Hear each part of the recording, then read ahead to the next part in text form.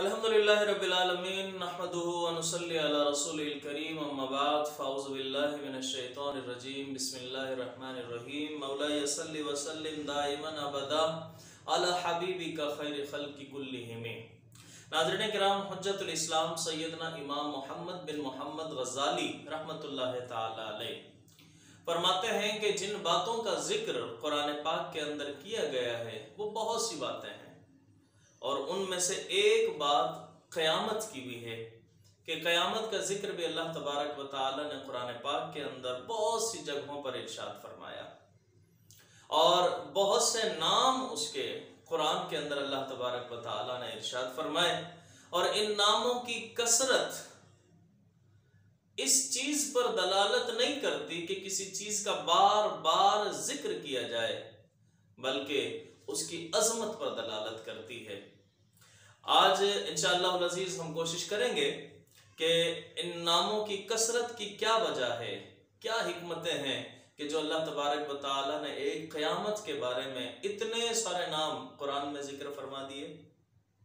आइए ज़रा जानने की कोशिश करते हैं और देखते हैं कि वो कौन से नाम हैं जो कुरान पाक के अंदर क़यामत के बारे में जिक्र फरमाए गए हैं। सबसे पहला नाम जो क़यामत के अंदर जिक्र किया गया है वो है यौमुल आज़िफ़ा, यानी करीब आने वाला दिन। जो कि क़यामत करीब है और क़यामत ने एक न एक दिन आना है, और जिस चीज के आने का यकीन हो उसे यौमुल आज़िफ़ा कहा जाता है।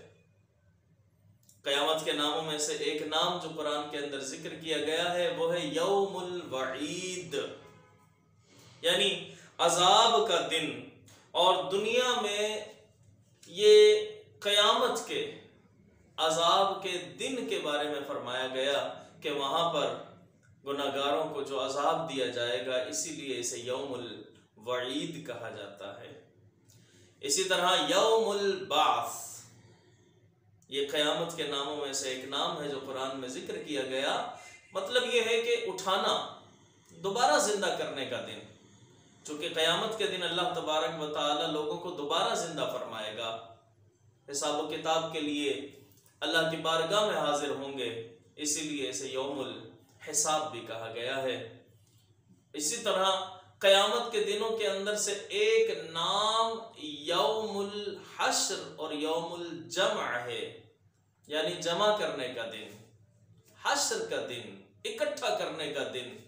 चूंकि क़यामत के दिन तमाम मखलूकात को इकट्ठा किया जाएगा, तमाम मखलूकात को जमा किया जाएगा, इसलिए उसे यौमुल जम और यौमुल हश्र कहा गया है। क़यामत के नामों में से एक नाम जो और जिक्र किया गया है वो है यौम मशहूद, यानी हाजिर होने का दिन, हाजिरी का दिन। कि उस दिन अल्लाह ताला की बारगाह में तमाम मखलूकात हाजिर होगी, इसलिए इसे यौमुल मशहूद भी कहा गया है। इसी तरह एक नाम यौमुल खुरूज भी है, यानी निकलने का दिन। क़यामत के दिन तमाम के तमाम लोग अपने कब्रों से निकाले जाएंगे, इसीलिए उसे यौमुल खुरूज भी कहा गया है। एक नाम जो क़यामत के नामों में से कुरान के अंदर जिक्र किया गया है वो यौमुल हिसाब भी है, यानी कि हिसाब का दिन। उस दिन मखलूक हिसाब देगी, मखलूक को हिसाब देना है, इसलिए उसे यौमुल हिसाब भी कहा गया है। एक नाम जो कुरान के अंदर और जिक्र है यौमुद्दीन, यानी बदले का दिन। उस दिन खालिक कायनात इंसाफ फरमाएगा, लोगों को उनके आमाल का बदला दिया जाएगा कि जिसने जितने आमाल किए होंगे, जैसे आमाल किए होंगे, खालिक कायनात उसी तरह का उनको बदला अता फरमाएगा। एक नाम जो कुरान के अंदर जिक्र किया गया है वह यौम अजीम भी है, वहशत, दहशतनाक और सख्त दिन होगा, इसीलिए उसे यौम अजीम भी कहा गया है। तो नाज़रीन किराम, आज हमने कुछ नामों के बारे में जाना।